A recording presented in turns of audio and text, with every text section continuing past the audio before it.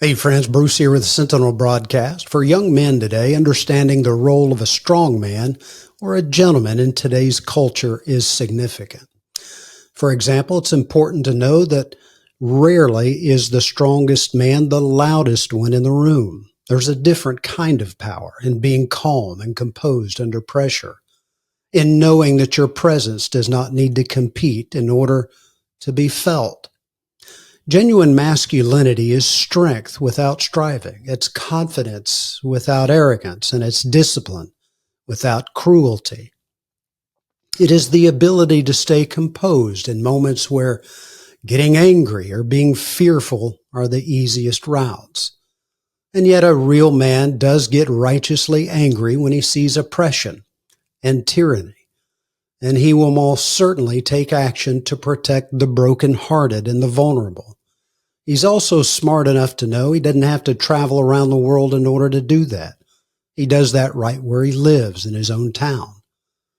A man becomes unforgettable not because he's loud or draws attention to himself, but because he provides safety in his presence. You see, arrogance attempts to make others feel smaller, not safer.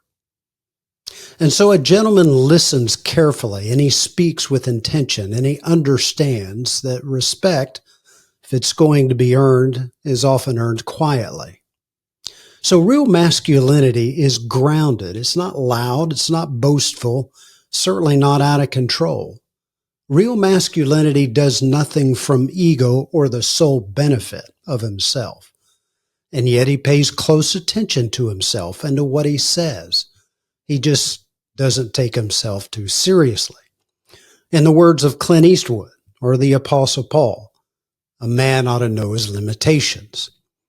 He exhibits emotional control, quiet confidence, patience. He does not try to prove himself every time he walks into a room. He can be counted on to be strong enough to accomplish the task at hand. And yes, again, he may be dangerous to evildoers, but he's humble enough to include others in receiving any commendation. My friend, these attributes may be rare today, but that does not mean that they're out of style. They're in style for a real man, for real masculinity, for gentlemen.